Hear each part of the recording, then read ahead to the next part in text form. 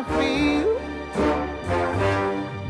The Handmaid's Tale, based on Margaret Atwood's 1985 novel, is a show about strong, dynamic women, but it's set in a world where women are enslaved, heavily restricted in what they say or do. So much of what we learn about these women has to be communicated through other means than dialogue. Let's take a look at the cinematic techniques: framing, choreography, color, voiceover, music, and flashbacks that allow the show to include us in its characters' inner worlds as they confront the very wrong outer world that's closing in on them. Blessed are the meek. And blessed are those who suffer for the cause of righteousness. Closely framed shots of the show's female characters, particularly Elizabeth Moss's Offred, show the complex range of emotion experienced by these women. So we can see on her face when Offred is lying, sarcastic, or in deep emotional pain. Remaining close with them is a way of visually making us feel their emotions, what they're not able to say or express. I have found happiness. Yes. The claustrophobic close-ups reinforce that they're trapped in Gilead just as they're trapped in the frame. Some of these shots place the women on the edges and in the corners of the frame, literally marginalizing them. And shots looking down on the women or putting them low in the frame emphasize their powerlessness. And the framing tells us it's not just the handmaids who are victims. Yvonne Strahovski's Serena Joy, the commander's wife, is part of one of the leading families of Gilead, but the close-ups on her face mirror those of Offred. Even if one has a higher status, both are slaves, marginalized in the corner of the frame instead of central and actively in control of the composition. What? The contrast between the oppressed, terrified women in the close-ups and the obedient, efficient handmaiden army in the wide-angle shots is striking, and it shows how much humanity can be lost in the transition from personal to abstract collective, from valuing individual lives to valuing only the greater good. Many shots are also obscured in some way because we share in the handmaid's point of view. Things are hidden from us, we're denied information.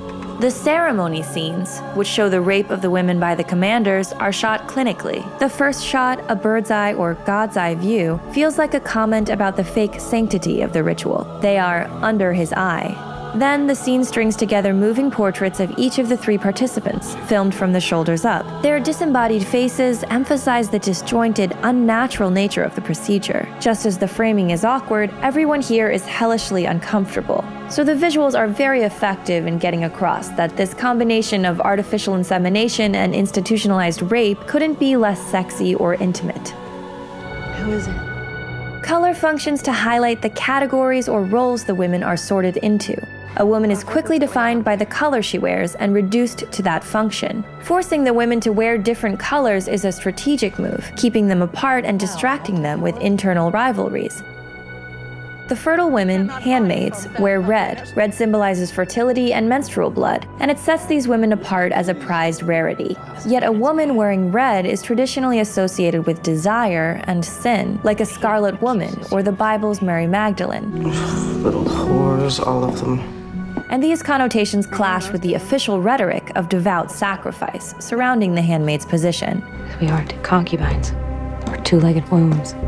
Against the oppressively desaturated gray world of Gilead, the handmaid's red stands out, just as these women stand out as the one vibrant life force that remains in this drab world. Red is also the color of the bloodshed that Gilead uses to keep the handmaids enslaved. And as an aggressive color of action, red can symbolize power and rebellion. Since they're the only fertile women, they still have a source of power. If they could band together, society couldn't kill all of them, as Gilead, and perhaps most of the world, is unable to procreate without them. Red's my color. Well, that's lucky. The name Offred, while literally a patronymic of Fred referring to her commander, also sounds like of red, which could be a hint that in the story she represents the universal experience of this red, abused, and eventually rebellious woman. The wife's turquoise, in contrast to the red of a Mary Magdalene, alludes to the blue garments of the pure Virgin Mary. The blue is symbolic of companionship, admiration, and loyalty, yet it's sexless and muted, masking the dissatisfaction of a wife who's reduced to a virginal state. The red and blue contrast with each other, showing that the system is intentionally placing the wives and handmaids in opposition to keep all women down. Martha's, unmarried, non-fertile women, wear khaki green to blend into the background. They're viewed as servants, given little more respect than furniture. Aunts, women who train and control the handmaids, wear brown. The brown's reminiscent of military dress, and according to Atwood, the color was chosen to be vaguely reminiscent of Nazi Germany, which adds another layer to the subconscious foreboding we feel. Blessed are the meek, dear.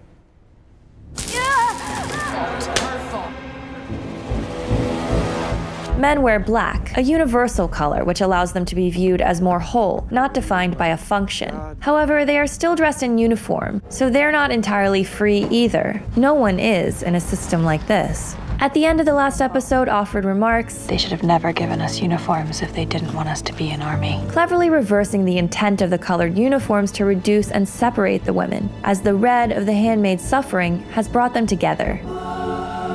The show and Gilead are full of contrasts, the stated virtuous-sounding outer reality and the brutal inner one. Truth is filtered through the false embroidered vocabulary of the state. You are hereby sentenced to the common mercy of the state.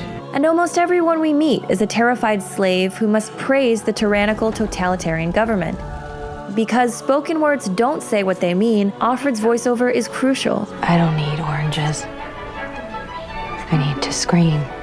Mimicking the feel of the novel, the narration reveals June's private mind, the only place where she is free. You going shopping? No, Nick, I'm gonna knock back a few at the Oyster House bar. You wanna come along? Yes. Her candid speech reminds us of the person she still is behind the facade, educated, sarcastic, honest, and her blunt commentary can provide humor. 10 ways to tell how he feels about you. Number 2, he keeps finding ways to accidentally run into you. In the very first episode, Offred's misjudging of Ofglin I kinda wanna tell her that I sincerely believe that Ofglin is a pious little shit with a broomstick up her ass. Under his eye. Under his eye. helps us grasp how effective the world's strict regulation of speech and behavior is in separating the women. I always thought you were such a true believer. So are you. So freaking pious. They do that really well. Make us distrust each other. As we observe the choreographed, scripted world of Gilead, we're trained, like the handmaids, to quickly perceive detours from the repeated rituals and expect these detours to receive punishment. And we wonder about the other handmaids' true personalities hidden inside this cage of false behavior. Flashbacks to the women's pasts highlight the wrongness of the present.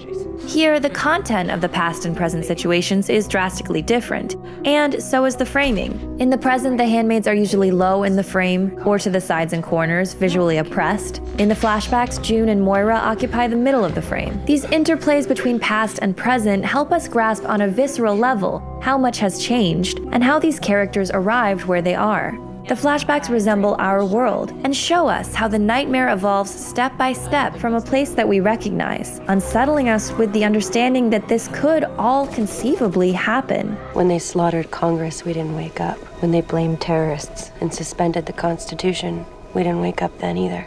Flashbacks also make us come to like, or at least pity, Serena Joy. Even though she's Offred's enemy, we realize that she was a career woman, far smarter than her husband, who's now had to retreat into a domestic role that doesn't at all satisfy her. You don't need to worry about this. I promise. We've got good men working on it. Praise be. Even if she's a victim of her own ideology. Did you ever imagine a society like this? A society that has reduced its carbon emissions by 78% in 3 years. A society in which women can no longer read your book. From the information given us in flashbacks and other scenes, we gather that the handmaids aren't just casualties of this new society. They're the foundation of Gilead's economy and existence. You think they want to trade oranges? Don't be an idiot. Gilead only has one thing to trade that anyone wants. Red tags. Offred and we start to realize that while the handmaids have been reduced to a commodity, this means that Gilead will collapse if they all refuse to obey. The arc of the first season of Handmaid's Tale is Offred's journey from not being one of those people who protests and rebels. There's a network. I don't know. I'm not that kind of person. No one is until they have to be. To stepping forward as the leader of a rebellion. We experience her transformation through camera and sound. Slow motion, her opinionated inner voice, My name is June. music, and specific framing and blocking, all of which helps us to see her reach her breaking point and understand why there is no other way. Close-ups allow us to sense her intensifying defiance and hatred of the commander and Serena Joy. Contrasts between her facial expressions and her words, I'm fine, start to reveal the increasing falseness and daring of her dialogue. Here, Offred's close-up plus the point of view shot tell us exactly what she's thinking. While speaking words of calm and obedience, she's contemplating bloody murder of her captors. The visual calls back to the thoughts she shared with us in a previous voiceover. How hard would I have to press those shears into her neck before seeing blood? Here, the intense close-ups of her mouth and eyes convey her visceral disgust after she's kissed the commander. The threatening score makes us feel constantly on edge. It saws at us like this world is constantly attacking Offred. But moments of other music in key scenes, and often at the ends of episodes, express Offred's inner world when it's out of joint with her outer. As if coming from within Offred's thoughts or memories, invigorating pop songs punctuate moments when we realize that she's still June inside, and her hope is still alive. We get this for June's good feeling after the first time she plays Scrabble, only for the music to be abruptly cut out when she realizes Offglyn has been replaced. After Offred's heartened by the secret message she finds from the previous Offred, the music is uplifting too, while Offred walks in slow motion and behind her the other handmaids enter the frame and fall in step, as if she's their leader. Lide de Bastardes Carver Dorum, bitches. We are handmaids. With her bold voiceover, Offred reclaims the handmaid title. To her, being a handmaid now means being part of a community of women so strong that even the most inhuman conditioning won't stop them from being kind to each other. We again get hopeful music when Offglyn, or Emily, steals a car and runs a man over, and the music transforms the bloody scene, which is sure to be swiftly punished, into a moment of inspiration for Offred. And after Offred refuses to stone Janine, another slow-motion moment to emphasize the gravity of her defiance. We again get her internal soundtrack, as Nina Simone expresses how good it feels to start a revolution. In the final scene of the series, Offred is escaping the commander, escaping Gilead, and for a second, it even feels as though Offred is escaping the camera. When the camera lingers on an extreme close-up of Offred's red dress, we have the feeling that she's literally climbing out of the frame to where our eyes can't follow her. The very last song over the season finale and credits, Tom Petty's American Girl, ironically reminds us that the story is, after all, set in the USA, but it also alludes to Offred's unbreakable spirit. June's inner world has finally been expressed, and the hope of rebellion is alive. With no characters able to act or speak freely, the inventive audiovisual world of The Handmaid's Tale allows us to witness women growing strong, rebelling, and expressing themselves.